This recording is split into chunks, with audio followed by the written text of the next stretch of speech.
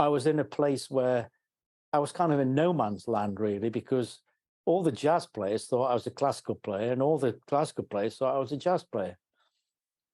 I've always said since this point, I'm just a trumpet player. It's whether you speak English with I don't know, a Scottish accent or an American accent or a Southern British accent or a Northern British accent. That's how you play the trumpet, isn't it? You change your accent to whatever the music is that you're playing. This episode contains adult language and adult humor. Since when have trumpet players ever been considered adults? If you are easily offended by these types of conversations, consider switching to the oboe. Welcome to the Trumpet Gurus Hang podcast. I'm your host, Jose Johnson. My guest for this episode is Mike Lovatt. Mike, well, he's a master craftsman. Whether he's sitting in the back row of a big band or standing in front of an orchestra, his huge sound and flawless technique make even the most challenging parts sound effortless. Mike's desire to inspire has earned him the prestigious Derek Watkins Chair of Trumpet at the Royal Academy of Music and positions at the Royal College of Music, the Royal Conservatory of Scotland, and the Royal Welsh and Birmingham Conservatories. Plus, he's always down for a pint or two. So, pour yourself a big glass, pull up a chair, and let the hang begin.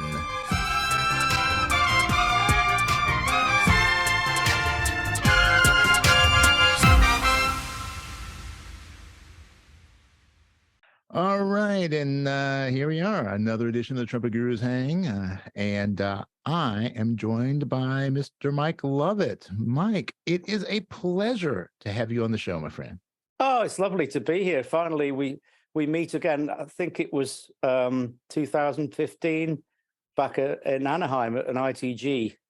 Correct. When we bumped into each other. Right. There were, man, that was like a heavyweight gathering there. There were some, because of, being in LA, all of the great players from Los Angeles obviously were there. And then so many other people from around the States. And then a lot of the international people were there. And it was just, that's the one thing I miss, is just being in those kind of crowds and being able to meet people that typically you would never get a chance to talk to. So, yeah, it was lovely. I mean, I actually ended up going there because it was the launch of my own model trumpet, which is made by Smith Watkins, Richard Smith. And Richard said, "Oh, I'm going to take it to ITG. Would you like to come along as well?" So I went along, and it was great for me because I didn't have to play at all. I just went to loads of classes and hanging out with lots of fantastic, like you say, fantastic trumpet players. Some great heroes. Some people I'd met before, and it was great to see them again and spend longer time with them. But it was a lovely few days for me. I loved it, and we got to play in I think at that time it was the world's largest fanfare team. Yes, I was there as well. Yeah, I was in the back row, I think. And I think it was Doc Severinsen was conducting it. So. Yeah, that was fantastic. Yeah. So seeing people like you and Arturo and all these other people in the crowds, like, I got to play with Arturo and Doc Severinsen while I was in Los Angeles. That's it. And I happened to be at the front, and because I was actually playing a proper fanfare trumpet, so I couldn't go further back because of the length of the bell. And I actually had Brian McDonald sat behind or stood behind me, which was amazing having him in my ears. Oh, that had to be a very, very soft and delicate playing. Brian and I have, we've met quite a few times now. He's a lovely guy and what a player. Yeah, Brian is one of a kind. There's so many great players out there. I mean, and certainly you are in that pantheon. And actually, that's one of the things that I do want to talk about is that. And there's kind of been this legacy. I mean, when people think about lead trumpet players, they typically think about the West Coast or the New York, the LA or New York kind of guys, and those were the big names. But to me, one of the all-time great players, as you were talking about Smith Watkins, Derek Watkins. Was to me like it's like Gazzo and Watkins to me kind of had the epitome of that big, full, in-your-face lead trumpet sound that was just so rich and so powerful yet so musical. And there seems to be a lot of players from the London area, from England in general, but maybe London specifically, that have kind of fallen into that camp. And your playing to me is very reminiscent of Derek's in terms of having that, the fullness of the sound, the beauty, the shimmering wall of sound that can lift the music up, but can also just rip your face off if needed. But but was Derek an inspiration to you, or a model to you in terms of your playing? Very much so. But it kind of goes further back than that, because in the UK we have this wonderful brass band tradition, which really is at the heart of all the brass playing that takes place in the UK. I mean, if you haven't been taught by somebody who played in a brass band, maybe they were taught by somebody in a brass band, and there's always been that love of the way that brass bands play, cornet players. So, of course, Derek came from a brass band background. His dad ran a brass band in Reading in the south of England, and Derek grew up playing in that band. So cornet was Derek's first instrument. And if you listen to Derek's sound, there's always a hint of that in it. There's that, like you said, there's that heartfelt, the musical sound of the way that he plays. And when I was growing up, I didn't grow up in a brass band, but I was turned on really by a trumpet player called Kenny Baker, who was one of Derek's predecessors, really. And actually, because I'm sat next to my records, I do have an album. This is it. It's called The Phase 4 World of Kenny Baker. Now, Kenny was from the north of England, where, there's a lot of brass bands, and there were a lot of brass bands up there that were connected to collieries or steelworks, or all these companies. For their pastimes, they had bands. They had brass bands, and it was a family tradition. And when you weren't working, you'd work for the company, and then you'd go and play in the brass band twice a week or whatever. And that's how the brass band started. Kenny started in one of those, and he had that sound as well. Kenny was famous for playing in the great Ted Heath Orchestra. There's also that film Genevieve. I don't know if you've ever seen that. And there's a blonde-haired lady, and she's playing the trumpet, but actually it's not her, it's Kenny Baker. So you would have heard Kenny Baker, of course, was on the Muppets as well, the Muppet Show. He was the guy playing the trumpet solos on that. But anyway, Derek was in that same line. There's Maurice Murphy's another one. He was a brass band player as well. The great Maurice Murphy, the ex-principal trumpet of the LSO. And of course, everybody's heard him on all the Star Wars soundtracks, amongst lots of other things. Maurice was an amazing cornet player. Derek's growing up through the cornet playing with his dad in the brass band, and eventually picks up a trumpet and carries that kind of playing through into his trumpet playing. How he came to discover that he had this incredible range, and not just the range, but it was the control that he had playing high. I was lucky enough to sit next to him back in 1996 on a James Bond movie. And at the time, I was doing a TV show with him, and there was just two trumpets on the TV show.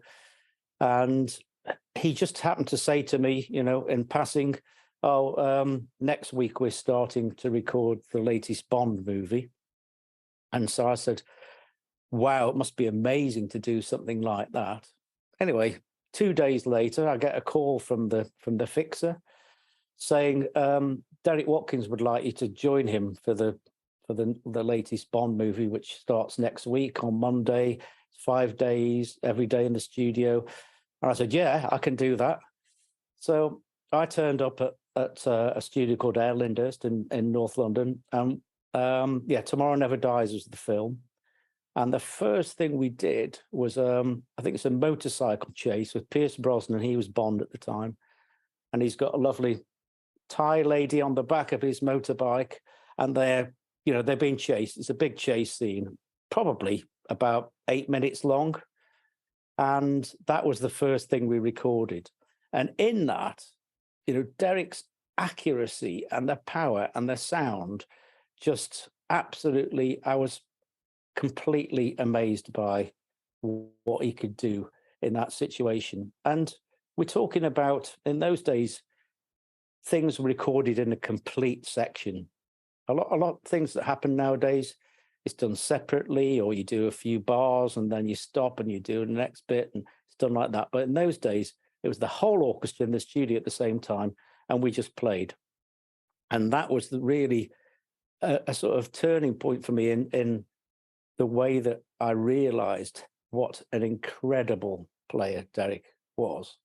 Having heard him as a kid, when I was growing up, and realizing that this musician was just an incredible technician and had that range. But above all, and you mentioned this, he still could play with musicality in the upper register. And that's what really made him, one of the greatest trumpet players we've had, and one of the greatest studio players we've ever had. Yeah. But my hero, as far as American trumpet players are concerned, growing up, was the great Uan Racey. And he's somebody that I'd heard him, like lots of people, he played, I think Uan Racey played first trumpet in the region of about 3,800 films. And so everybody's heard him. They might not know who he is, but they've heard him.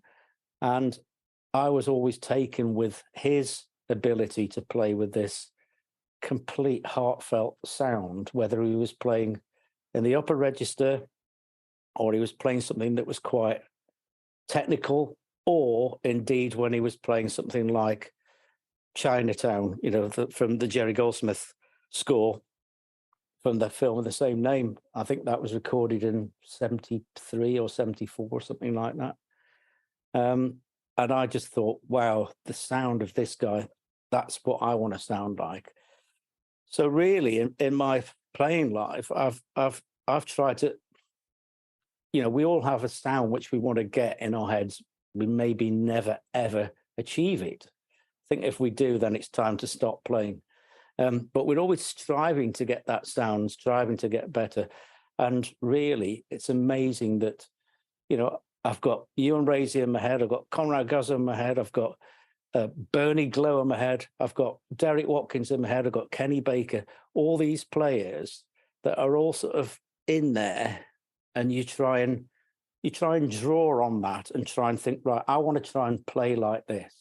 And hopefully you add something of yourself to it then as well. Yeah. That is the dream. That is. Yeah.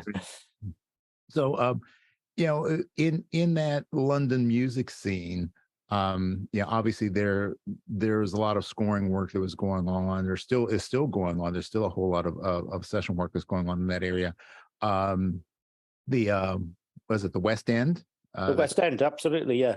Lots of musicals and things like that, and sometimes I think that people outside of the UK don't realize how thriving a music scene that is going on in the UK and in London specifically. I mean, I always think back to like Ronnie Scott's, how so many great bands and big bands, small bands have gone through that spot and recorded at Ronnie's. That seemed to be like one of the things that you wanted to do. If you're going to do a live album, you want to do it at Ronnie's. Yeah. So there just had to be this tremendous amount of it had to be like a very fertile breeding ground for musical creativity.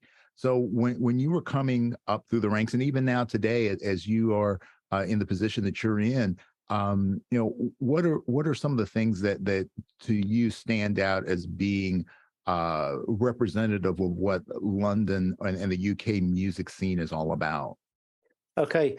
Well, like you say, the West End is completely thriving, and when we say West End, it's like Broadway, so it's all the Broadway shows, and I think it was probably about well, pre-COVID, but there was probably about 3 or 4 shows that had 3 trumpet players in each show. So if you think about that, and you think about the subs or the deputies that come in and out, there's so much going on in that scene, and that's for some people, that's the basis of their playing life. So they'll go off and do their gigs, and they'll get a sub in, and that's like I say, that's a real mainstay for a lot of people. I mean, I've done something like, I don't know, 10 or 11 shows that have actually been my own. I'm not doing one at the moment. I go and sub in a few different shows in the West End, and I don't think, for a lot of people at one time, if you did a show, then you weren't at the sort of forefront of the scene. But nowadays, if you've got a West End show, then you thought of in the first division, you're a good player. And that happened, actually going back to Derek again, that happened only, probably 15 years ago, 20 years ago, when people like Derek started to have West End shows and play in West End shows. And they found that they could add that to their other music making, either their gigs or the studio sessions as well. I was talking to somebody from the States, actually, this is only about 6 months ago, and they said that they wanted to come to London to record something, but actually they couldn't, because they couldn't get into a studio. All the studios were busy. Now, there are less studios in London now than there used to be, but we've still got, obviously, Abbey Road, which is the kind of flagship studio, and there's three main studios there and smaller studios as well, and they're normally pretty busy. So the Studio One, you've got the the main orchestral, maybe film sessions or classical orchestras go in there. And you've got Studio Two, which of course is famous for the Beatles, but actually it's famous for lots of other things as well. And that's more of a kind of if you put in a light orchestral thing on or a big band, you'd probably record in there. You wouldn't want to record in Studio One. So anyway, Abbey Road is really busy. We've got Angel Studios, which closed for a while and then reopened. And in fact, Abbey Road purchased that studio to save it from being made into a block of flats or something like that. And then you've got Air Studios, which is in North London, which is an old church. And that's got 2 big rooms that you can put an orchestra in, both of those. And so, yeah, that scene is really thriving. A lot of movies come from that are made in Hollywood, come to London to record.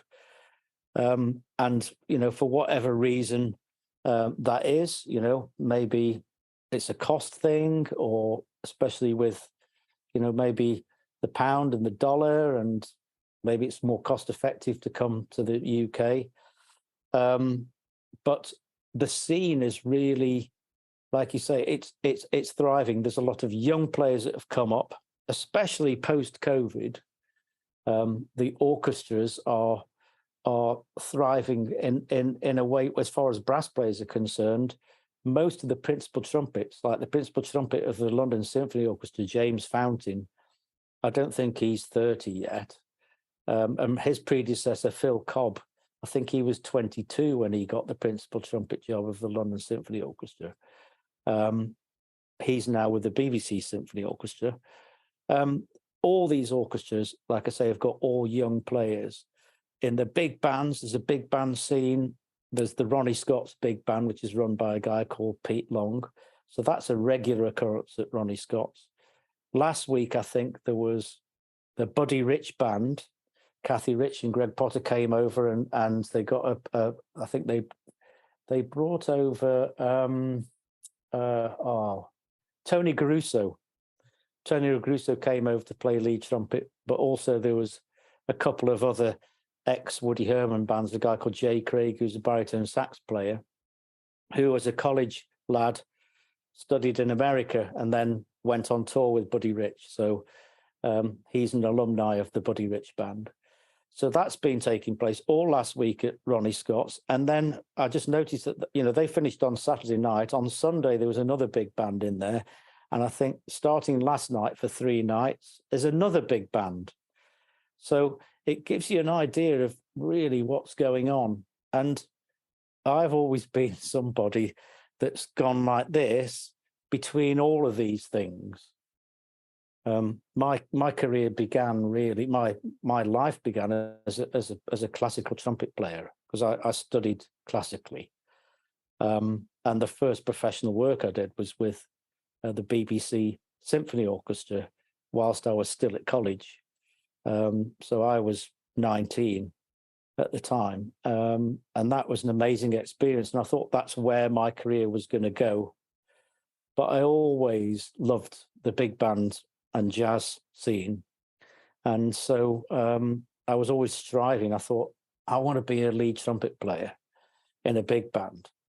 But at the time, you know, at that particular moment, when I was 14, I had a cycling accident, which meant that my top lip was lacerated, and actually a lot of it was cut off my face. They managed to sort it out with a plastic surgeon stitching it back, and I lost 3 teeth in the bottom and 1 in the top. So I thought my trumpet playing days were over then. But anyway, I managed to make a comeback and audition to get to college. And at that particular time, my chops weren't in great shape. I could, you know, range-wise, I could play up to ordinary high C, but that was it. And so I suppose my classical playing, I thought, well, I can probably manage to be a classical trumpet player and only play up to an ordinary high C. During the college time, I tried all sorts of things to try and get my chops together, but nothing happened. It was going to be later when I managed to sort that out. Man, that's quite a career. Well, I don't want to say it's a career shift, but a life shift, especially having to deal with that kind of an injury, and you know, basically, I guess in many ways start from scratch. And it's unfortunate because there's so many people that do have those kind of situations occur in their lives, but for whatever reason they can't seem to get past it. So Yeah. You know, the ability to take that adversity and then you know, to maintain and to go through the processes, the physical, the mental and emotional healing that has to take place in order to continue, because it's just so easy to say, oh, this, you know, I'm done, and walk away. Yeah, I definitely was somebody who really tried hard. I mean, I grew up in a musical family. My dad was head of music at a school, and when his music teaching career began, there were no peripatetic teachers that came into the school to teach instruments. And my dad was really kind of hell-bent on getting a school orchestra together. And so he decided to buy up lots of different instruments. So as a kid growing up in our house, there was a flute, there was a clarinet, there was a trumpet, there was a trombone, there was a French horn, there was a violin, there was a cello, there was all these instruments.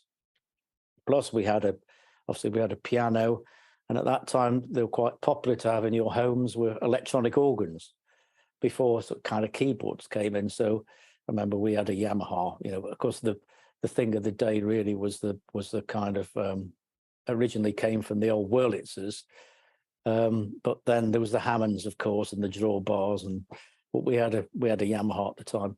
So all these instruments were around the house, but the reason they were there, like I say, was because my dad bought them so he could learn to play each and every one of them, and so he could teach the children, and therefore then he would be able to get the makings of the start of an orchestra. And so that was going on around me as I was growing up. And eventually, by the age of kind of 8 or 9, I thought I fancied myself as a trombone player. I still love the trombone. If there are any trombone players watching this, I love the trombone. Anyway, I don't play it, and I've tried to play it, and I'm hopeless on it. even with my chops are hopeless on it. The mouthpiece is far too big.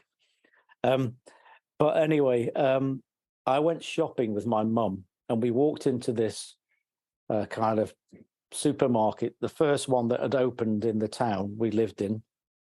We'd never seen a supermarket before. And by the entrance was this carousel, and it had albums on it, had vinyl. And it just so happened that in the front of one of the sections of these records was a guy. There was a picture with a guy with a trumpet, and he was pointing the trumpet in the air, and all these lights, studio lights, was kind of shining on the bell and sparking off. And it was a guy by the name of Eddie Calvert, and he was called the man with the golden trumpet. And of course, I eventually found out that this guy was kind of a household name almost. He was a recording artist, British recording artist, and he just played tunes on the trumpet. But people loved him, and this is why this album was there.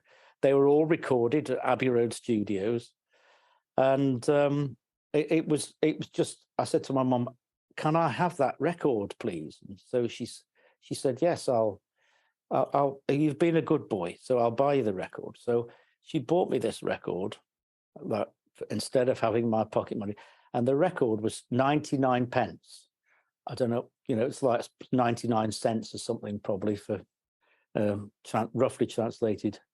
And I got this record, and we got home, and we had this big stereogram, like a sideboard. It was like a piece of furniture, but you opened up the lid, and inside was a turntable.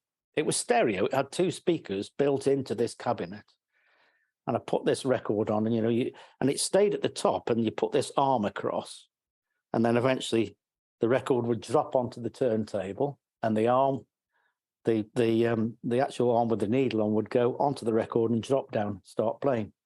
And I'll never forget, the first tune was Cherry Pink and Apple Blossom White, and I was just hooked. That was it for me. That was it. Trumpet, trumpet, trumpet, trumpet. And so I ran to get the trumpet, which my dad had in our store cupboard at home. And I remember it because it had one of those it was an old Selmer, but it was like a student model Selmer. And it had one of those cardboard cases. And I remember there was like a hole in it, and you could always put your finger through this hole into the case. Do you remember those cases? No, you're too young. No, I'm not as young as I look.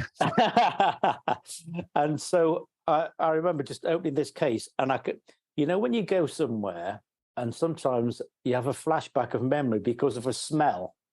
Mm-hmm. Well, there was a smell of that case, and occasionally, maybe if somebody's kept their instrument in a case for a long time, or you open an old trumpet case, this smell comes, and it takes me back to that moment. But I got this trumpet out, and whatever mouthpiece was in, I think it was a Rudy Muck 17C or something. I've got it in there in my store cupboard.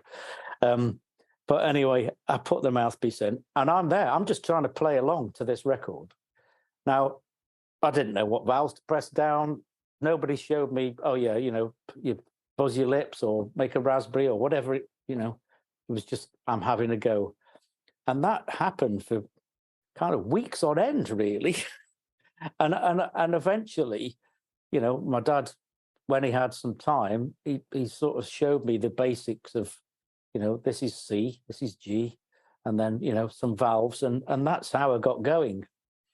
And then eventually, I did actually take some lessons with a peripatetic teacher who eventually came to our school by the name of Ron Farger, who's still with us. And he was a fantastic trumpet player, classical trumpet player, played C trumpet most of the time, actually.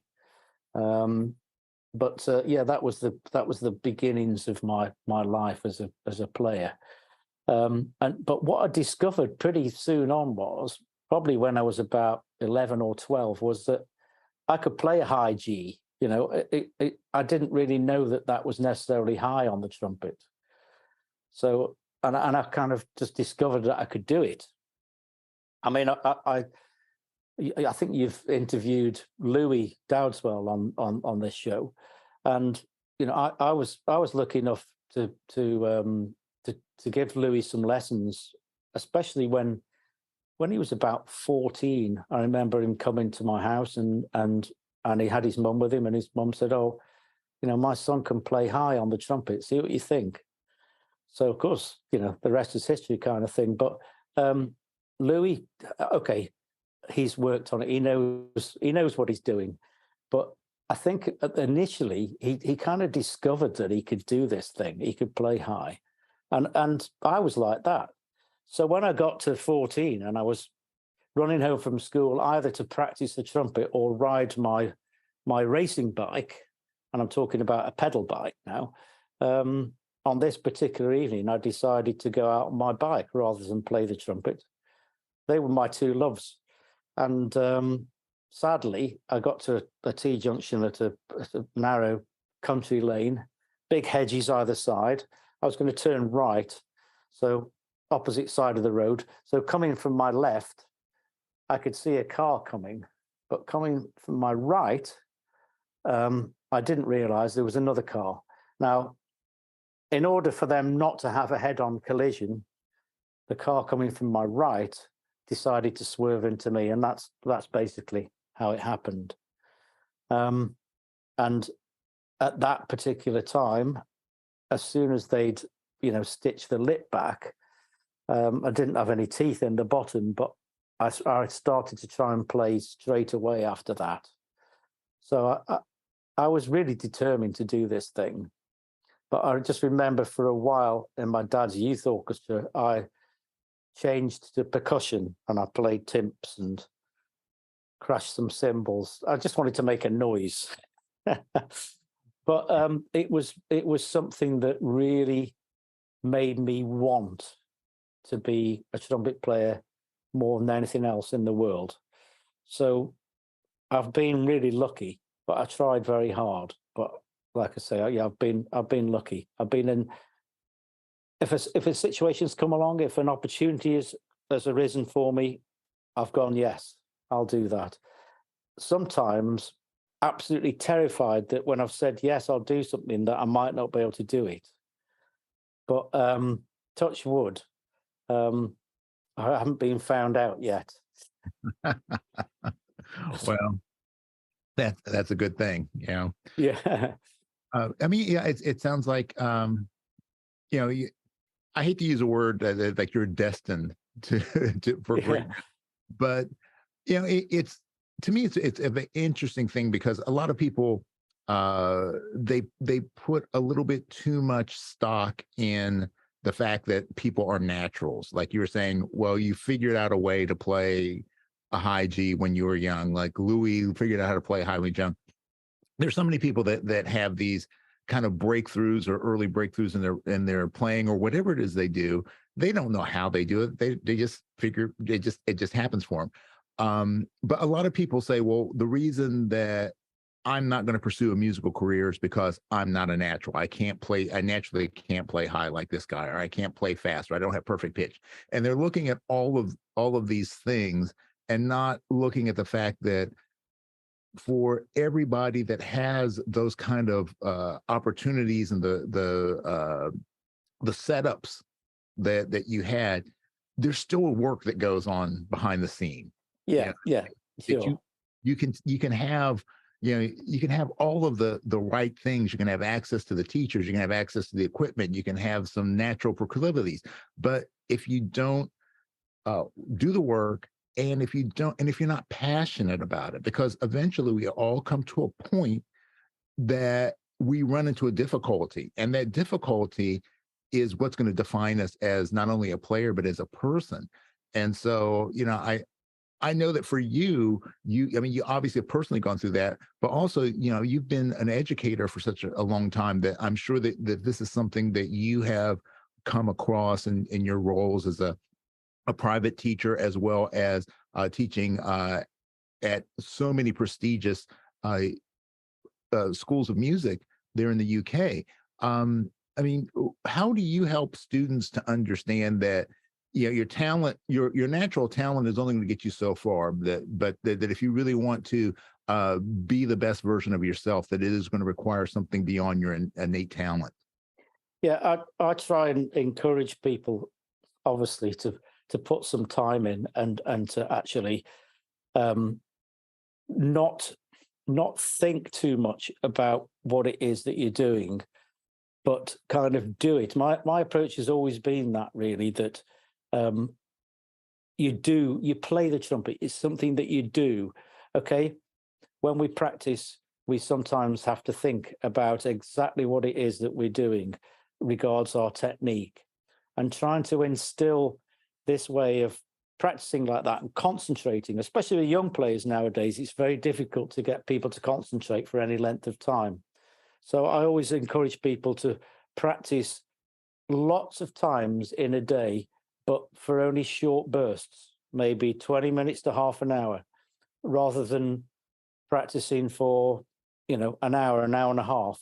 Because actually, if I try and practice for an hour and a half, playing the trumpet solidly, well, I find that really hard.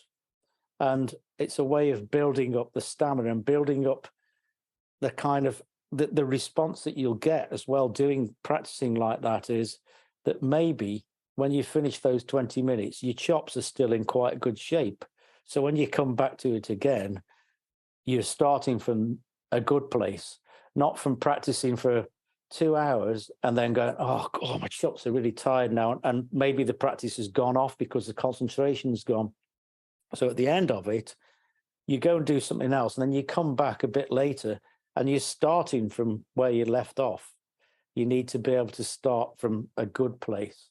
And that psychological aspect of getting people going and realizing that if they want it, yeah, the talent isn't just going to do it. You've got to put this kind of concentrated, short, lots of practice in where you really concentrate on it. And the next thing I'd say is, and I try and encourage students to do this, is to listen, listen, listen, and listen to as many different types of music as possible, not just the trumpet, and then listen to lots of trumpet as well. But in the words of Duke Ellington, there are only two types of music: good and bad. And I'll leave everybody to decide which is good and which is bad. Yeah, well, that's a loaded statement there. Yeah, it is. Yeah. Well, apparently he did say that, but it's when people occasionally you get somebody who's like a sponge and they'll just soak it up, and they're the ones that you might say, oh, they're naturally talented. But in a lot of ways, I don't think there is anything such as a natural talent. I think it's kind of decided on where you start off in your life and where you like. I was lucky; I was surrounded by music from day one.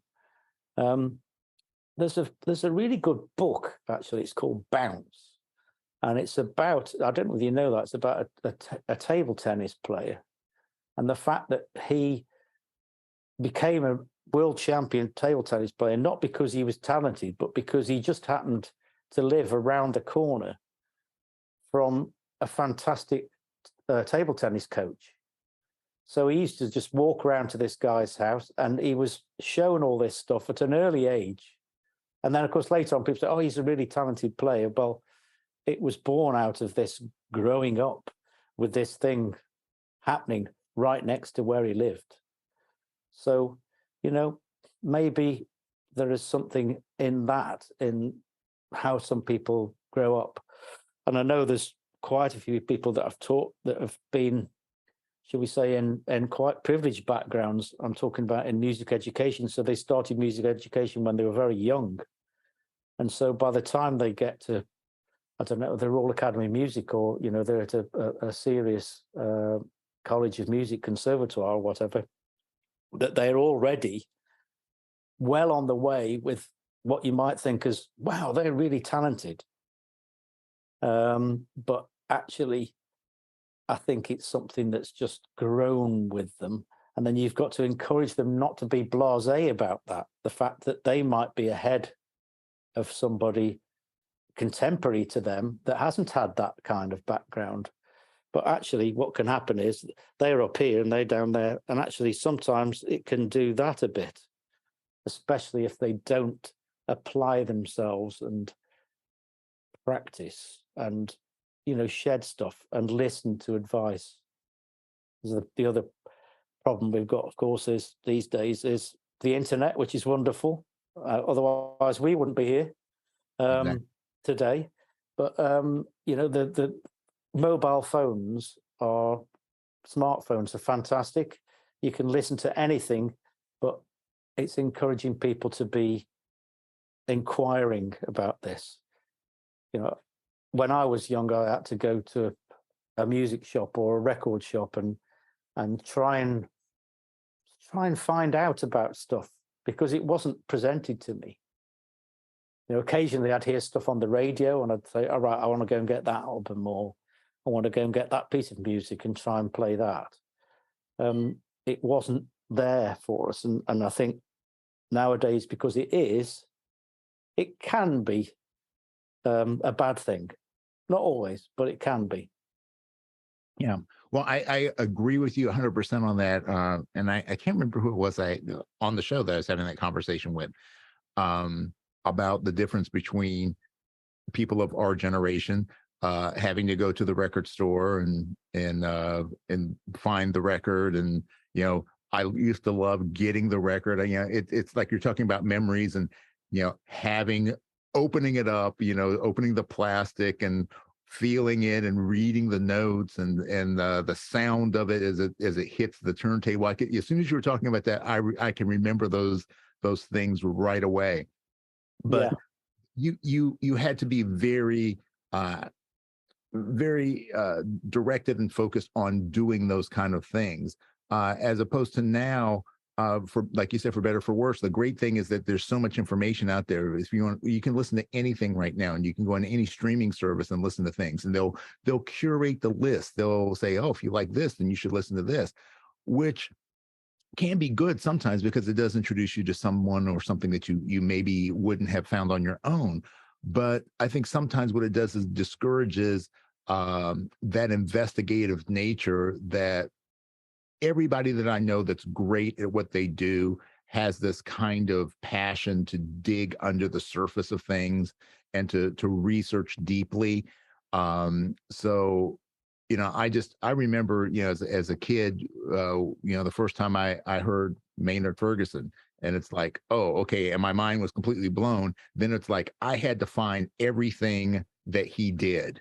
And then that led to, oh, well, he played with Stan Kenton. Okay, well, then I started to listen to everything Stan Kenton did. And then it's like, oh, well, I really like this player. And that turned me on to like all these different kind of threads that existed. But it wasn't that I was being force-fed that information. It was that I was intentionally going out and seeking the information and trying to find out as much as possible about it.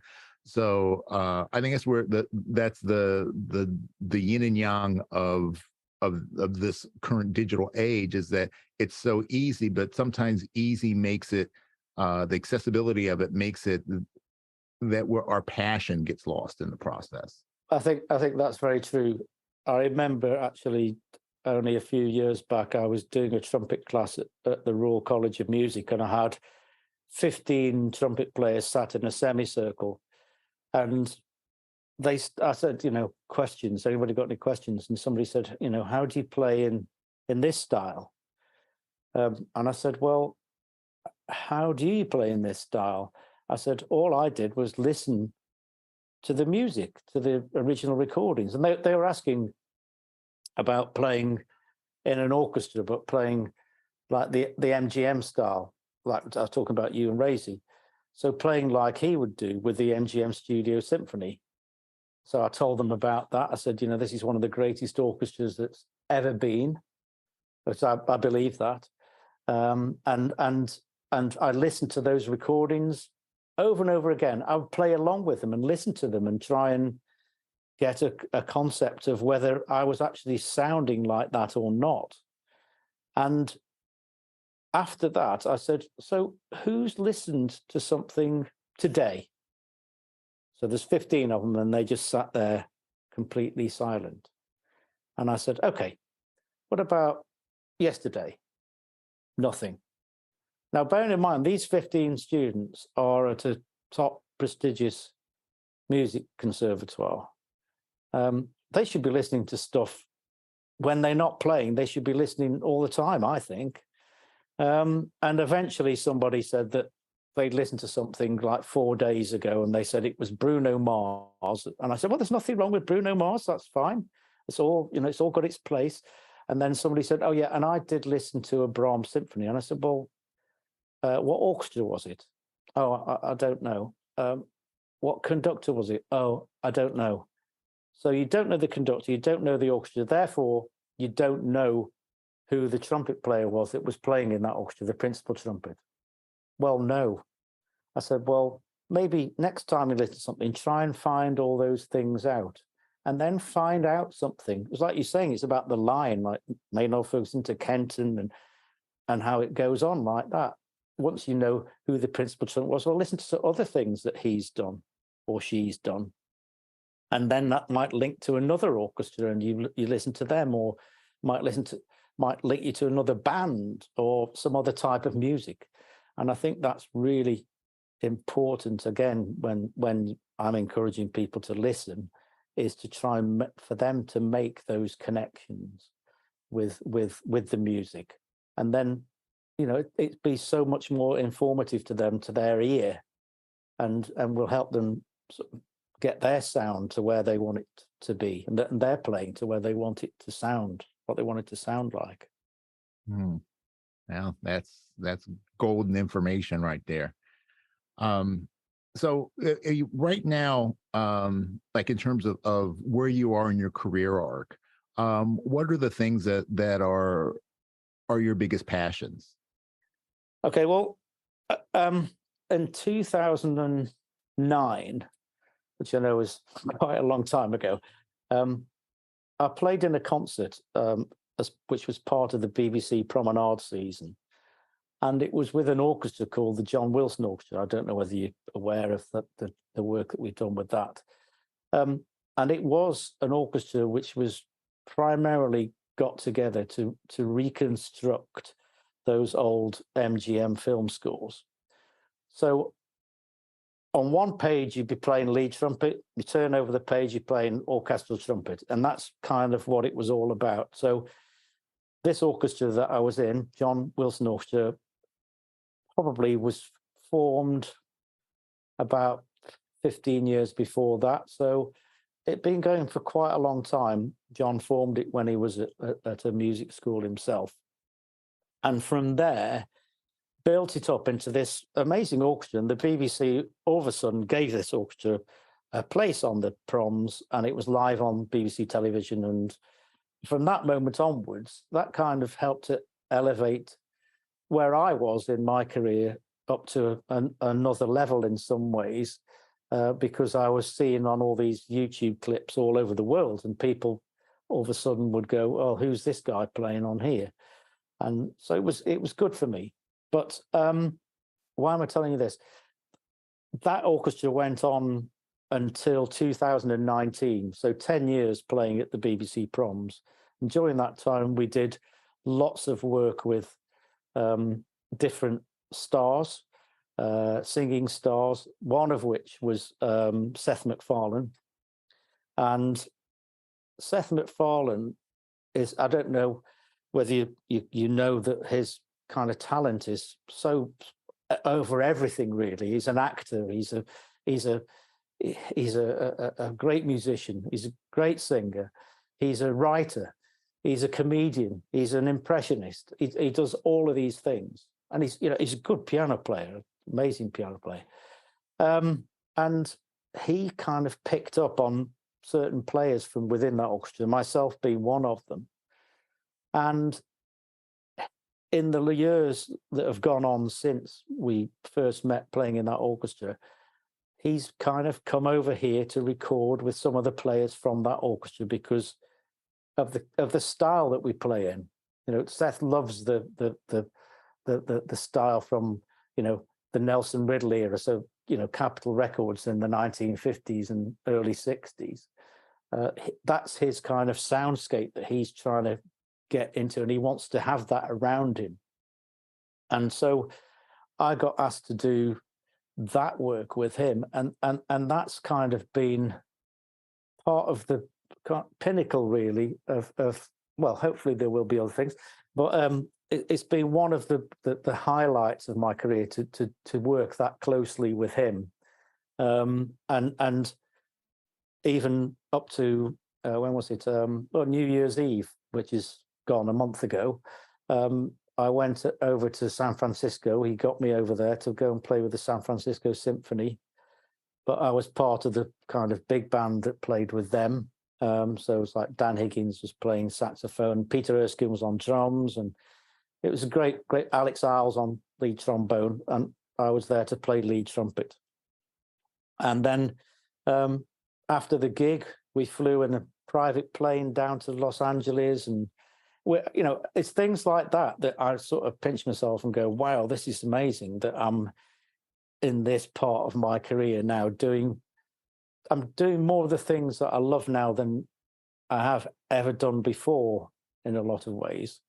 And I'm involved with a guy called Andrew Cotty, he's been a writer for some of the Orville series, which is Seth MacFarlane's sci-fi series, which I'm sure you've seen. It's maybe on Fox TV or something like that.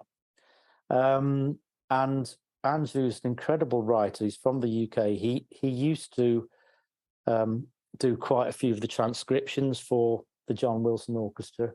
So, taking down some of those massive scores from the MGM library. Because what happened with all those was, of course, that MGM, in their wisdom, they decided that once something had been recorded, that it wouldn't really be needed again, because why would it be? It's down on, it's down on film, it's down on tape. So when some stuff was needed for landfill for a new golf course, a lot of the scores got thrown in there. So when John started that orchestra up, he had to transcribe a lot of them, and you can imagine how painstaking that was. And Andrew did the same. But anyway, Andrew's now also, like I said, he's writing his own original music for Seth MacFarlane for that series.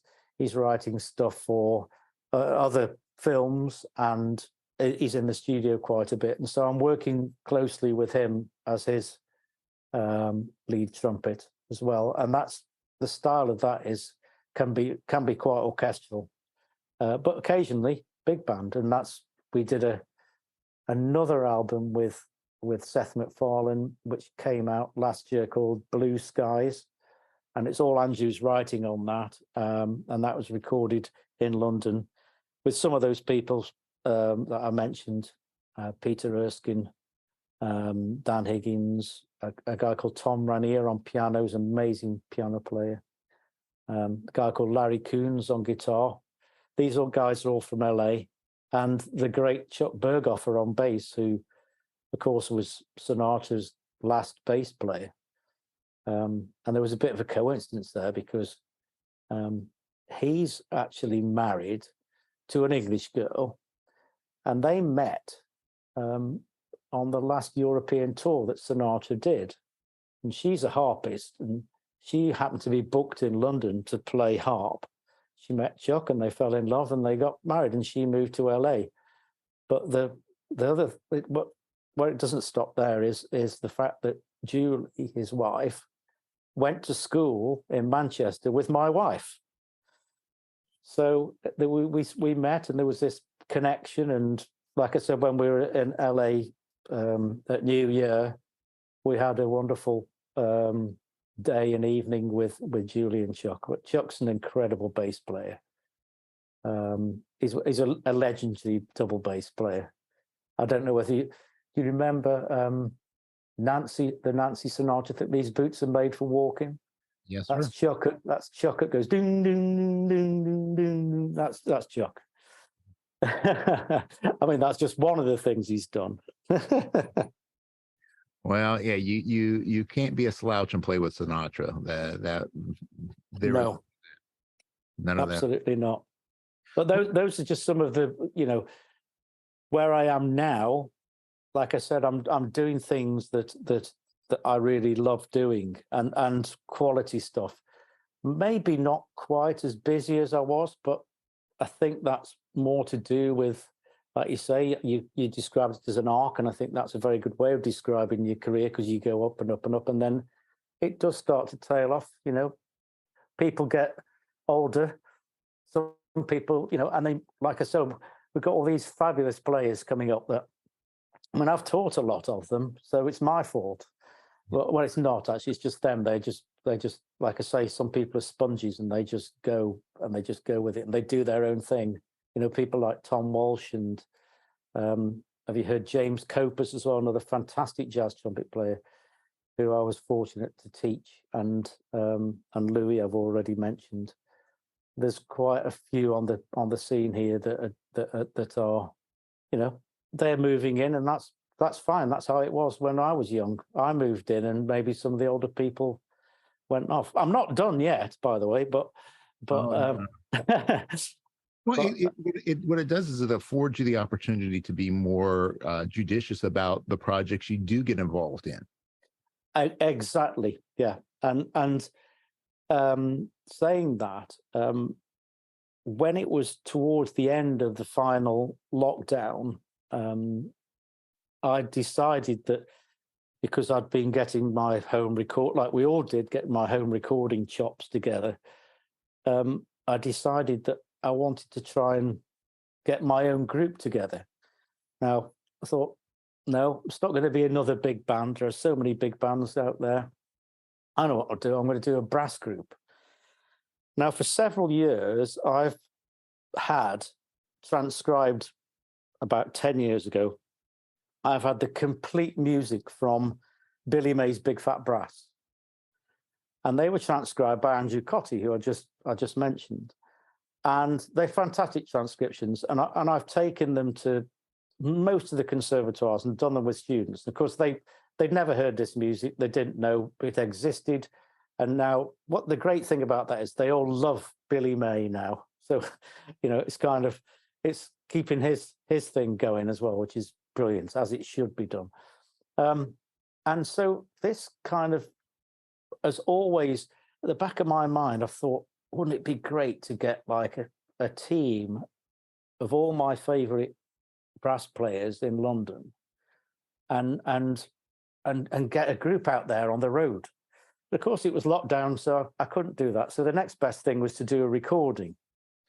Now, I've got a fantastic friend and colleague, one of my oldest friends, who's a saxophone player, but he actually started off as a classical bassoon player. So he's a multi-woodwind player, really, but he's a great writer. And he's done a lot of arrangements for big band, for orchestra. He's composed stuff.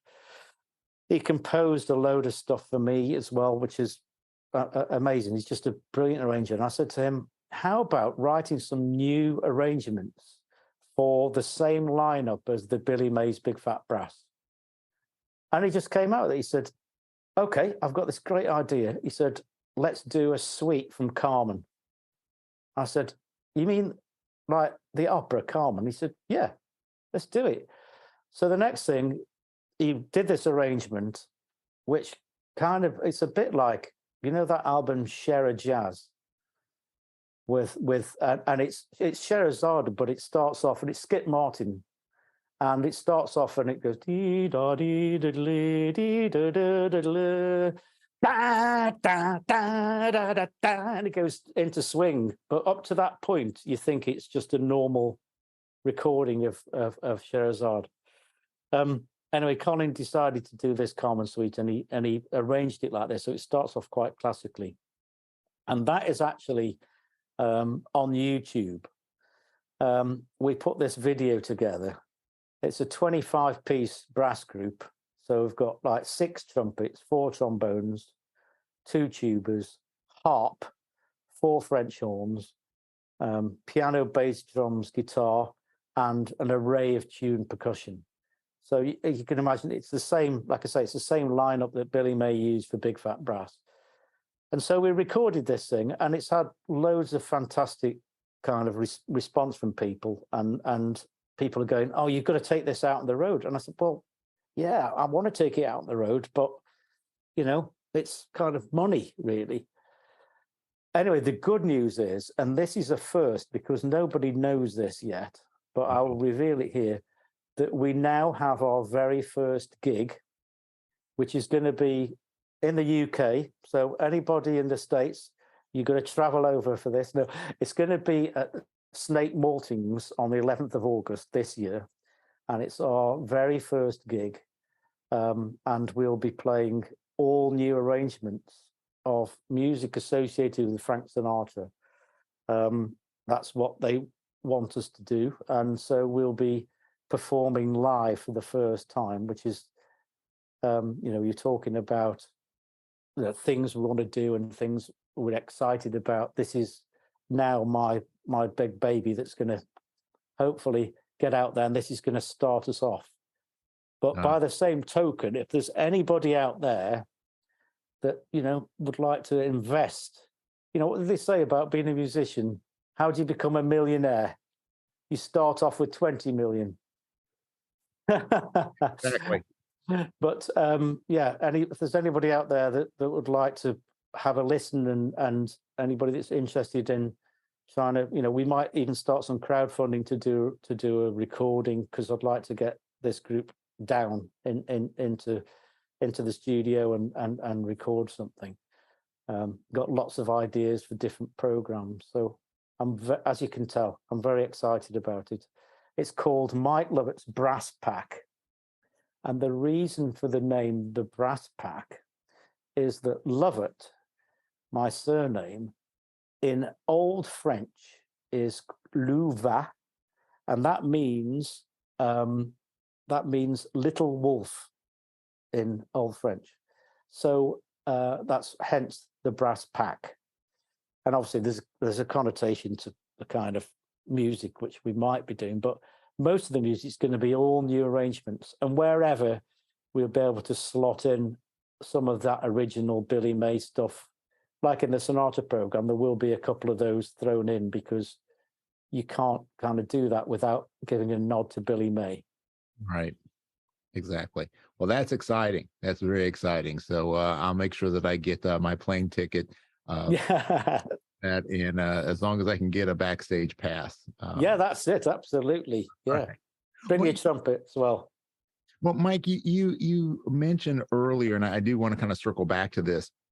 You mentioned, how you went through your accident, you lost your upper register, and then you said you kind of figured it out after that. So what happened? How did you make that breakthrough?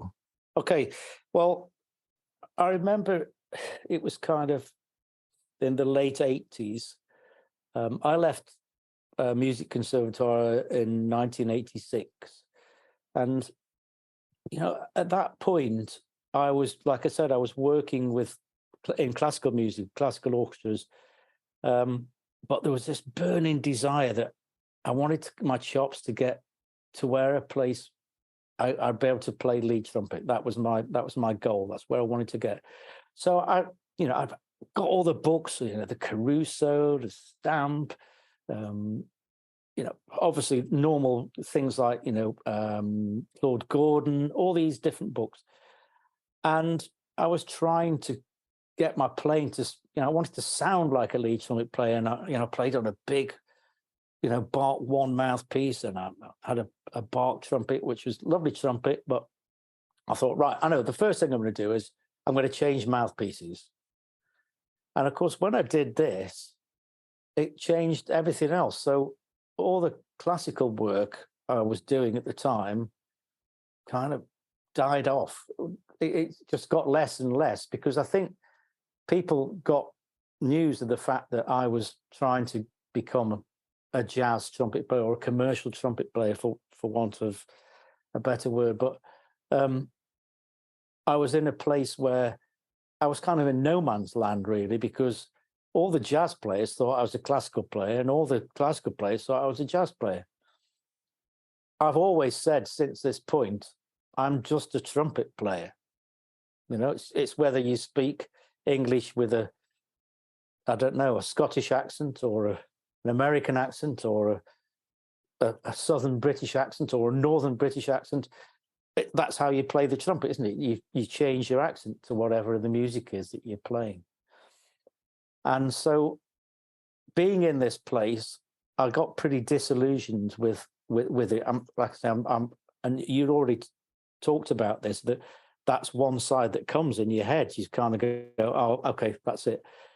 So I thought about it for a bit, and I thought, well, I'll carry on trying, but I think what I'll do is I'll do a full-time teacher training course so I can become a classroom teacher. And at this point, a guy who'd run the big band, we did have a big band at our college. The guy that ran the big band was a guy called Bobby Lamb. Bobby Lamb had been a trombone player in one of Woody Herman's bands. I can't remember which one it was. It might have been in the 60s. Anyway, Bobby had since moved back to the UK, and he was very much in the forefront of the session scene on trombone with Don Lusher and people like that. And he got wind of the fact that I was thinking of, not knocking the trumpet on the head, but maybe not trying to strive to become a professional player, lead trumpet player. And so he phoned me up and he said, Mike, you've tried ever so hard so far. And he said, and if you're thinking of that's it, and you're not going to do it, he said, let's meet up. And he said, and I'm going to punch you in the mouth so you'll never play the trumpet again. And I was like, at this point, I was kind of shocked that this is what he said. He said, you don't know what's round the corner. And at this point, I said, why are you saying that? He said, I'm trying to make you realize what it would be like if you didn't try and you didn't make it. He said, and if I punched you in the mouth, you wouldn't be able to play. And what would it be like then? And that was his way of shaking me up, really, rather than physically shaking me up. So about 3 weeks later, the phone goes, and no mobile phones in those days. And luckily I was in, I picked the phone up, and it was a guy who said, hi, my name's Ray McVeigh. I'm forming a big band, and it's going to be called the Glenn Miller Orchestra UK. He said, we've got the license to use the name from the Glenn Miller estate in New York, and we're forming a new band, and we'd like you to play second trumpet and play all the trumpet solos. And so this was 1988. So I said, oh, I'd love to do it. I'd love to do it. So I started with this band, and in those days they were probably straight away doing about 22, 23 dates a month. So there was a lot of dates going on. They had a coach. I didn't have a car, so a coach would try get taken to gigs, one night stands all over the place. And I was in that band for a total of seven years. I joined the vocal group, so I went down the front and sang the close harmony group, so Don't Sit Under the Apple Tree and Chattanooga Choo Choo and all these Glenn Miller tunes. And in the band at that time, there was a guy who said to me, he said, I know you've been striving to try and get your chops sorted out. He said, I've got this book. He said, you can't buy it. He said, but I've got this book and I've copied it for you. There you go. And he gave me this book. And I looked at it and I thought, oh, what's this? It's like a load of arpeggios. Okay, so I went back to my rented house that I was sharing with some people who were still at the college. And in my bedroom that I had, there was a big mirror on the wall, and I used to sit on the edge of the bed looking at the mirror, practicing to look at my chops and check everything was going. So I did this book. I didn't know what it was about, what you had to do with it, really. I just played what was written in the book, and I did it every single day. And after about 2.5 months of doing it every single day religiously, about 20 minutes a day I did on it. Sometimes did it twice in the day. I played this arpeggio and I sailed up to top G. And I remember distinctly, because I always say this was my eureka moment. And I literally threw myself back onto my bed with my trumpet in my hands, and I kicked my legs in the air, and I went, yes, that's it. That's it. Of course, it wasn't it. Here we are today, and I'm still trying to improve that. But you're probably going to say, well, what was that book? Oh, it was the Louis Maggio method, which of course is the Carlton Macbeth kind of. It's his version of it. Mm-hmm. And then, of course, later on, I discovered that Louis Maggio had actually suffered a similar fate to me, except there wasn't cars involved. I think it was in the 1920s or something when he slipped on some ice running for a streetcar or something, and smashed his lips up. And he played in the St. Louis Symphony or something like this, and they said he would never come back. And he used his own ideas on this system of, the airspeed with the tongue position and all the rest of it, and that's how he came back as well. So I owe a hell of a lot to Louis Maggio. And then, of course, I then found out that not only was he a great player, but he taught he helped all the great players. He helped Gozzo, he helped Uan Racey, helped all my favorite American lead trumpet players. He'd had a hand in helping them get to where they got to. So that was, from that moment onwards, that was my Bible, really. That was my go-to thing, and it still is. I've changed the way, in subsequent years, I got the full book, which had all the notes at the beginning, and in my copy, there's some bits I've scribbled out because when I'm teaching, I try to make sure that people don't do certain things that it says in the book that I might think, actually, that's not what I would do. And from that, I've developed my own thing, which is basically I've got a whole system, or a whole kind of routine, which is like a pre-Maggio routine, which I do with all my students, even if they've got good chops. Because what I really like about the Maggio is it's not just about range. It's about making a really good centered sound, and it's about the sound, and everything is sound. I think that's the most important thing. Yeah, we all strive to play that elusive super C, or double high C. But when we get it, we can be excited about it. But actually, let's get a good sound on the instrument. And like we were saying earlier about the internet and YouTube and all these fantastic things that we can listen to and see on there, but there's some things that you see on there which you just cringe, don't you, with actually what's this person doing? Because they might be trying to squeak out, I'm not going to mention any names, but they might be trying to squeak out some high notes, which they do pretty unsuccessfully, and then they play something in the middle register and it's awful. So it's always been, for me, again with the Maggio, is been about keeping that sound over the entire register of the instrument, really, and it's so important. And I teach, like I say, I teach Maggio a lot, so I'm playing it a lot, but I use it for myself as well. And actually, recently, I've been revisiting Stamp.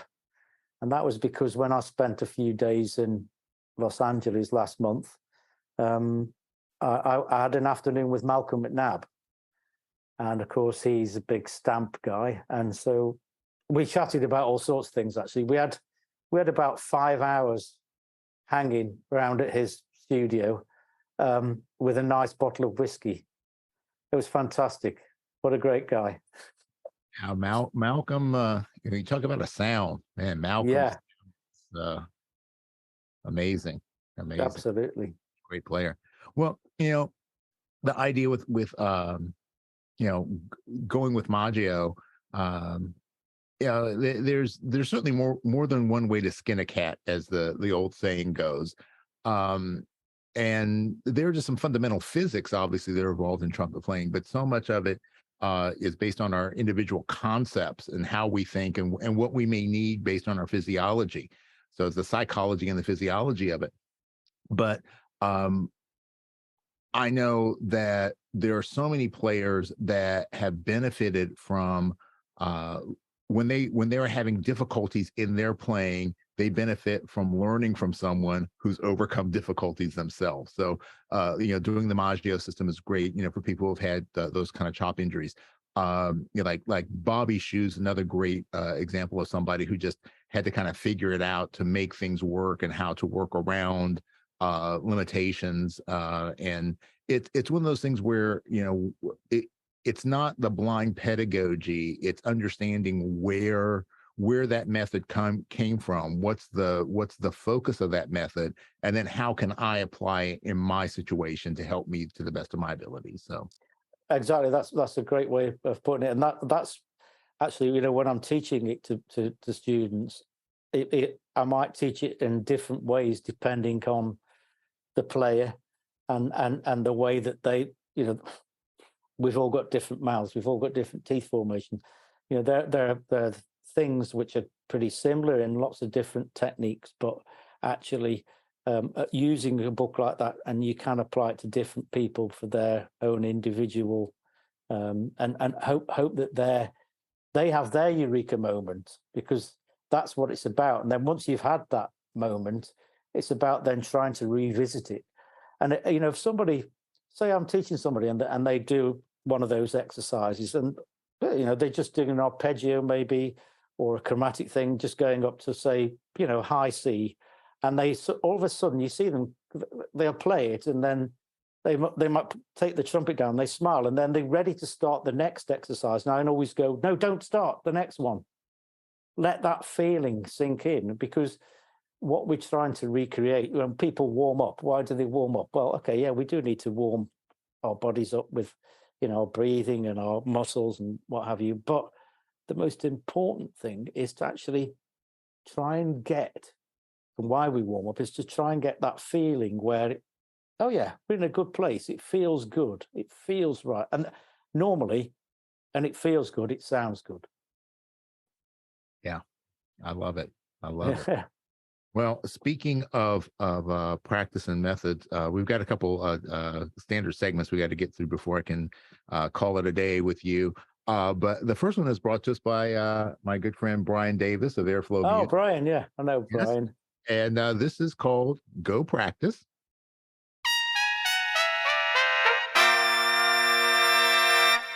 And Go Practice is just about that. So as we were talking about, how you applied the Maggio method to your playing, and there, like I said, there are consistent things throughout pretty much every methodology, whether it be stamp or Caruso or anything like that. But when you're approaching practice, when you're approaching it either for yourself or for your students, and you've already talked about doing the segmented practice, which I'm 100% with on that. What are some of the other key components that you feel that as a trumpet player, particularly those of us who don't have the opportunity to spend 4, 6, 8 hours a day practicing because we have other things we have to do in our lives? What are some of the ways that we can approach our practice so that we can have the most effective and efficient playing experience? Okay. I would always say that every note we play starts with a breath in. And I've seen so many people who, you say, play me middle G, and they just go straight and play the G. They don't even really take a breath in at all. And I'm not talking about taking a massive breath in, I'm just talking about taking a nice, relaxed breath in. And, some people might say that air is overrated for high note playing. Well, maybe it is, but for sound and for actually supporting the chops and supporting the notes that we play, and to get that nice core sound, we need to have a nice free release of air and not getting all kind of tensed up before we play. So when I'm practicing for myself, say, like I was going to start doing some practice now, I would play I'd just get the breathing going first. I'd just practice going, and actually I do a silent breath in. So, and the idea behind this is that, the throat is so majorly important on our playing for lots of reasons, because we all have a tendency, the natural valsalvic thing of the throat closing up, especially as we go high, as we compress our chops together, which naturally happens as we go higher. We don't really want to compress the chops together too much, because then the aperture disappears and the throat closes. So if we practice breathing in silently,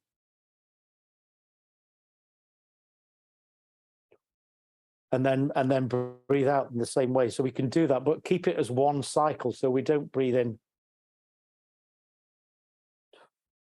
and then blow out. We breathe in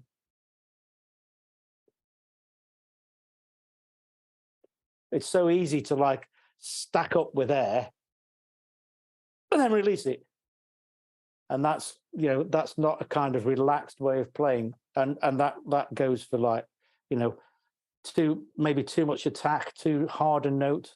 When we play a practice, we should always be trying to be in a state where we're relaxed and we're completely thinking about the sound at the beginning. So I'll play a middle G, and if the middle G doesn't sound too good, I'll then maybe do some bends on that. So I might bend down to F sharp or F natural, and go down, maybe go down to an E flat, go whole way down, but step by step, half steps, and then come back up to the G. So it's like I'm getting a cloth out and I'm polishing the G up. I'm getting rid of any nasty edges. And then once I've done that, then I'll probably move on to doing something like some long notes, some flow exercises, again, to get this breathing going. My biggest thing really is to get that free, resonant air column that's able to then help us with the sound. And then ultimately, with the aid of compression, compression from all sorts of places.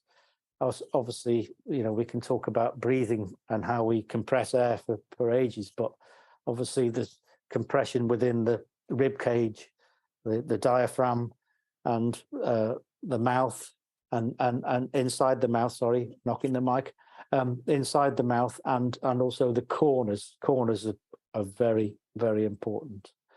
And in recent times, I've actually been using with success, really, Larry Merigliano's CTS, and I found that very useful in really helping with compression. So especially, he's got this aperture tool. I don't know if you've seen that, and that's really fabulous for because you're keeping the aperture there, and just low amounts of actual pressure on that gauge. We're not trying to go for a Guinness World Record with this, but just that, I find that's brilliant, especially if there's no time to get to the horn, or if you can do it while you're watching the TV. It's a great way of shaping up, and it's been a successful Larry, and I'm really pleased about that. He's a great guy. Yeah, I'm a big fan of Larry's CTS. I have 3 of them. So Yeah. I have one in my bedroom, I have one in my car, and I have one at my desk. So Fantastic.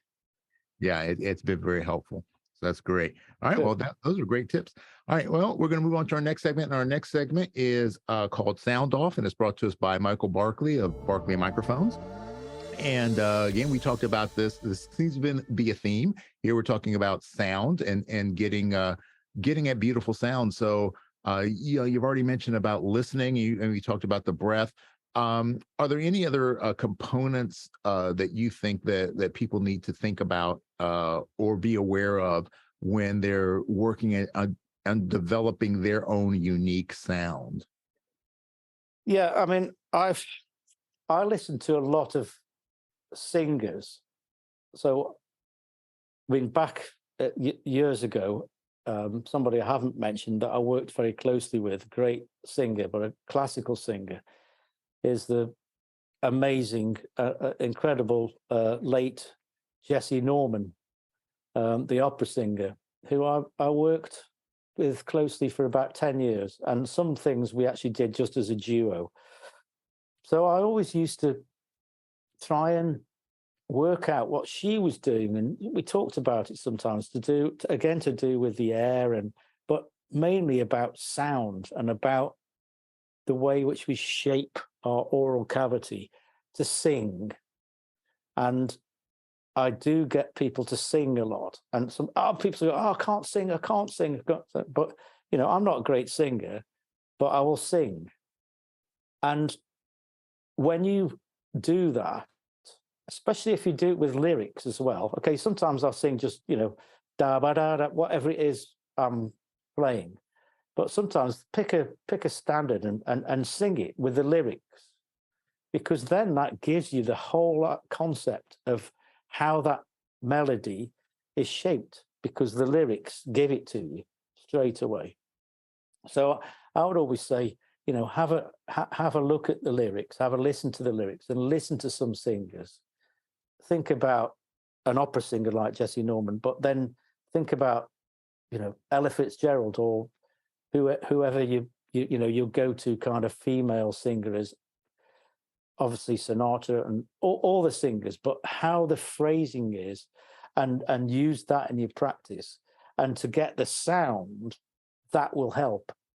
The sound I was talking about within the mouth, that's something that we can get used to, and I get people to some people might think it's whistling, but I would think like to go I don't know.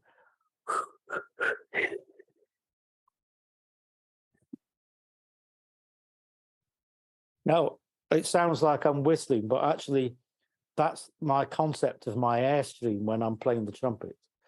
Because if the air's at the correct speed, if I go, I've got all the sounds within changing the shape in my mouth with the air, which is just in my mouth. I've got all the pitches. We've got the complete harmonic series within our oral cavities. So it's using the tongue to separate those, letting the air whiz round that and get that resonance on the sound, because it comes one with the vibrations of the lip, and there we get the tone, we get that sound. So those are the concepts that I have, and I try and encourage people to think about and see where they are with that. Some people might struggle with having that thought, thinking like a singer would do, head voice, chest voice, head voice, but it's nearly always head voice with a trumpet, I think, because we're normally playing in that kind of tessitura. Yeah. I the first time I ever heard anyone say that about feeling like a break between the chest voice and the head voice, I was talking to Wayne Bergeron, and Right. we were talking. This was after he had his last big health issue, and he said, "Yeah, I felt like where my break was to my head voice had shifted." And I'm like, what are you talking about? And he explained to them, like, oh, that makes sense. And Yeah. I never really thought about it in that perspective. And then when I started to think about it, it helped me to connect a portion of my register that usually was kind of squirrely. And it's like, oh, now suddenly it's starting to lock in a little bit better. Yeah, it's a bit like the other thing is like a yodel. That's a similar kind of. Obviously, that's a constriction in the throat, but it's a similar kind of thing, and it's like connecting those two things. If you can do it seamlessly, which of course I think Wayne manages to do it pretty seamlessly. Hey, he's all Yeah. All right. Well, great. Now let's move on to our next segment. And this next segment is called Geared Up. And Geared Up is brought to us by Venture Mouthpieces, Venture, where technology, design, and craftsmanship intersect. Use the code TrumpetGurus21 to get 10% off your order. This is about gear. And I think this is a good, again, we can kind of segue right into, as we've been talking about, sound and sound production and things like that. And you mentioned earlier about when you were in Anaheim for your, for the release of your model trumpet. being involved in that kind of a process where you're helping to design or to create a specific kind of horn, a lot of that's driven by obviously the ease of playing, but also the sound and the response. So when you were going through that process, what was it that you were looking to create with that horn, and how did that process help you to then better educate other people on how to look at equipment and to find equipment that could be kind of tailored to their specific playing needs? Well, for about 20 years prior to me starting work on this trumpet, maybe a bit longer, I'd played Smith Watkins trumpets, and it was actually when I began working closely with Derek as a playing. Derek said, "Oh, I've got a spare one of my trumpets in here. Do you want to have a go with it? Look, play it next to me." So I played this trumpet. And the next day, I went up to Richard Smith, then lived in North London. I went up to his house and I tried some trumpets out and ended up buying one. And 20 years later, I was still playing on one of these trumpets. And then, Derek passed away, was it 2013? And I just said to Richard, what are you going to do with the trumpets? Have you got any ideas for moving forwards with trumpet design? Because Richard had been a designer for Boozy and Hawkes back in the day. And the first model that Derek designed with him was the Boozy Studio model, which was a great trumpet, actually. It's just before my time, really. But that was a great trumpet. So Richard also was the Boozy Sovereign cornet designer, which was one of the, best cornets that's ever been made here in the UK, certainly. And so I said to Richard, he's now moved up to Yorkshire, and he lives on a farm, and he's got this cowshed where he makes trumpets. I said, what's the way forward now? And he said, well, do you fancy doing some work with me? And prior to that, Derek and I had done all sorts of tests, like proving that, there's a reflection wave which makes the lips vibrate and all that kind of stuff. I could talk for hours on all of that. But I said, yeah, I'd love to do that.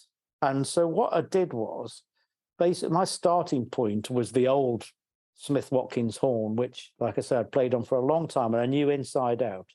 And there were certain little things about the design that I thought, well, if that was mine, I'd maybe do this with it. And one of the things was that I wanted something that was a bit heavier in the way of the bell, because the bell was a great bell, but it was that I used, but it was a bit too, in certain instances, it was a bit too brittle, maybe not dark enough sound. So we talked about bells, and then we got onto the actual bore size. And I played on like a 464 bore for years, but in the end, we went down to a 460. I think this is part of, getting to the top of that arc and starting to come back. As you get older, maybe you want something to help a bit more. But I always thought, my old Bach that I played on was a 459 bore. What'd be wrong with going back to that kind of size? So we decided on the bore size and valves. And then the bell, obviously, I remember Derek talking about this years ago, and he said about when you get a horn, depending on what you put in it at that end, it's got to balance up at the other. So if you've got a really small mouthpiece, then you should have a big bell. And that was always in the back of my mind. So we experimented with the balance between mouthpiece and bell to start off with, bearing in mind that obviously the horn was smaller. So I had a slightly smaller bell, but thicker metal. And then the lead pipe, there's one here behind me. The lead pipes are interchangeable, but I don't actually change lead pipes at all. I use one lead pipe the whole time. But I liked this design because of this screw in here, which kind of where the mouthpiece goes into the receiver. It's very, very solid because of that clamp on the lead pipe. And also there's a bit of extra weight there as well. And then where the lead pipe ends and the tuning slide begins inside the outer lead pipe, you've got another gap. So that creates a bit of resistance as well. So we played around with all these things, ended up getting a bigger lead pipe than I played on before. again to balance up with the bell, because the bell was smaller. So I thought, right, I'll have a bigger lead pipe. And once we got that balance right, I said, that's it. And they come standard silver plate, but as you can see, this one behind me, I've got 3 or 4 that they're all gold plated, just because for me the sound's a bit warmer with the gold plate. And I mean, I'm bound to say this, but it's a really fantastic all-round trumpet. And you know, there's one guy that makes these, like I said, in a cowshed in Yorkshire, England, and I think we've sold something like in the region of 400 or 500 of them. So it's not bad. And I always say, you know, when people have said to me, "Oh, you make a nice sound on that," I say, "Well, this will see me out the business, this trumpet." I've never been one for changing around using lots of different instruments, and mouthpiece wise, they're my own mouthpieces as well, which are Smith Watkins mouthpieces, and I've got 3 in the range. One is a studio, which is kind of medium-sized mouthpiece, not too shallow because I came from a big mouthpiece background. It's about like a Bach 3 diameter, maybe a tiny bit shallower than a 3C, so like probably equivalent of a the letters go, so a D is a bit shallower than a C, isn't it, on a Bach, I think. And you can see that I've never been a mouthpiece freak either. But yeah, I play on that for general every day. And then I've got a lead mouthpiece, which is the same depth, but a tiny bit narrower. But that's got a really big back bore, so that when I'm compressing a bit more, the air can still get through, so the throat doesn't close up. Seems to work for me. And then there's a classical one as well, which is kind of like a 1 1/4 C Bach. And they have these screw-on boosters. You can see one on here. You can change different weights, because I used to play with one of those Dennis Wick boosters, you know, that you slide on, and used to stuff it with some plasticine or something, you know, inside. But when we designed those, I said, how about having a thread so it screws on? And then I think Shaggle brought out James Morrison's mouthpiece, and it had already got one of these screw-on things. They beat us to it. Great ideas, you know. Yeah. Well, that's good. I mean, I definitely like the idea of trying to find that balance. And I don't think enough people think about that, of trying to find the right balance in the equipment. That if you're going to go small on one end, you should probably go bigger on the other end, just to. Yeah, it's a balance. Yeah, balance it out. I remember when Derek was kind of in the height of his career, he had a really enormous bell on his. It was what's called a Q bell on the Smith Watkins that he played, and the mouthpiece was a Giardinelli 10S. So there you are. That's why he had a massive bell. Mm-hmm. But you listen to his sound, and you wouldn't think actually he's playing on a really shallow mouthpiece. But as he got older, he went on to bigger mouthpieces. You know, at one point he was playing a Bach 7C or 3C or whatever. You know, it's for whatever you're doing, I suppose. It changes. Yeah. I remember at one point that when we were starting to do the mouthpieces, I suggested that it'd be good to have a Derek Watkins mouthpiece model, and Derek gave me his 10S that he played on nearly everything on. There was no plating left on it; it was just bare brass, and I put it in my pocket and I carried it up to Richard's in York, and I must admit I did think about, should I just keep it? But no, so that was that, and that's what he played on. Oh. But equipment's, I mean, for everyone, it is a journey of discovery, and thankfully there are people who've bought these trumpets and really like them. So that's nice. I mean, it was made for me to play, but if other people like it as well, that's fantastic. That's awesome. All right, great. I have one final segment to get through. This is one of my favorites. This one is called the Robinson's Remedy Rapid Fire Round. It's brought to us by Robinson's Remedies Rapid Relief for your sore and tired chops. It's just a series of questions that kind of bounce all over the place. So, Mike, are you ready to give this a shot? Yeah, I'll give it a go. All right, here we go. First question. Who's the biggest influence on your life that is not a trumpet player? My dad. All right. What's your favorite book? No Minor Chords, Andre Previn. What's the worst movie you've seen? Shrek. Okay. If you weren't a trumpet player, what would you want to be?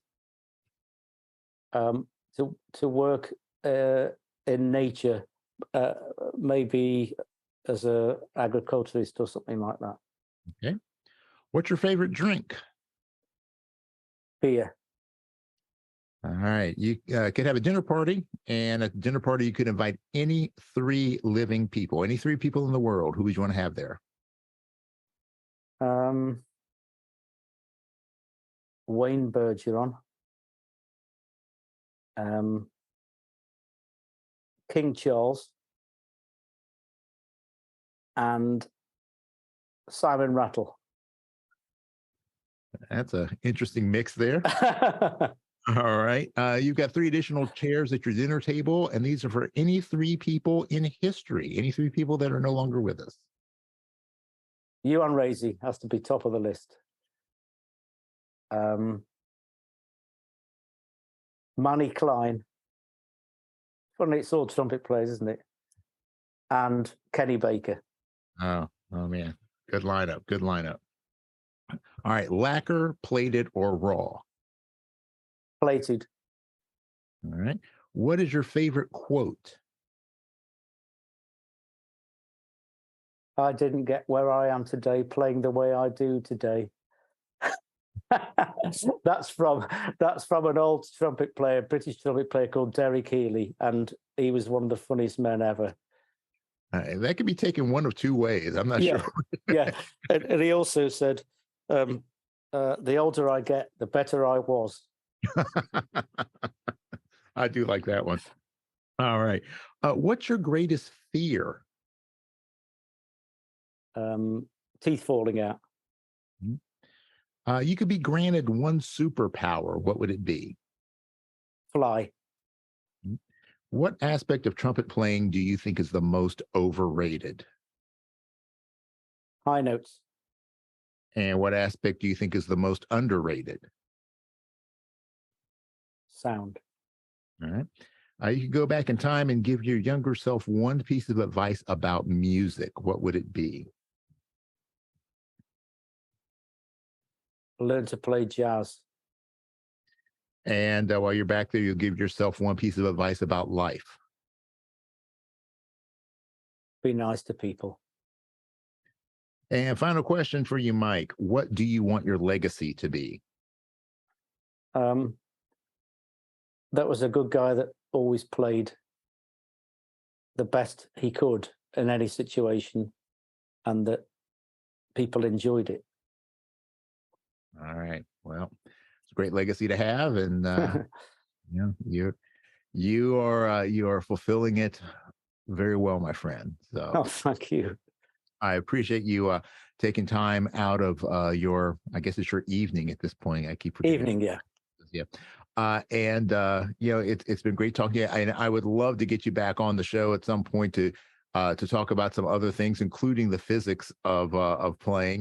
That's always a great topic. And you have so many great insights, and I would just love to pick your brain a little bit more at some point. I'd love to, Jose. It's been really nice to come and do this, and you can tell that I always like a good hang and a good chat.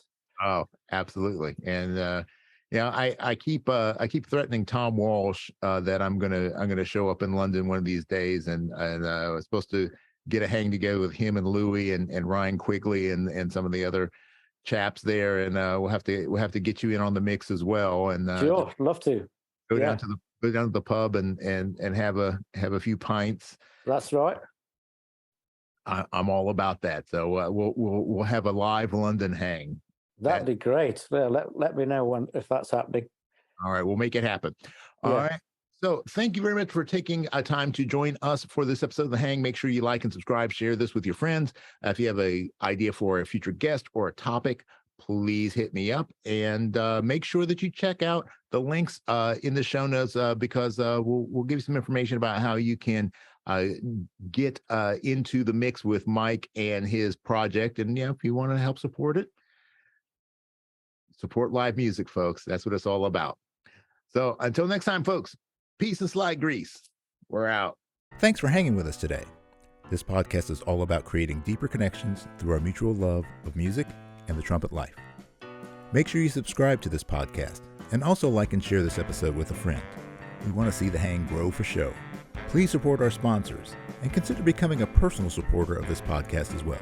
Remember, for less than the price of a bottle of valve oil a month, you can keep this podcast moving smoothly.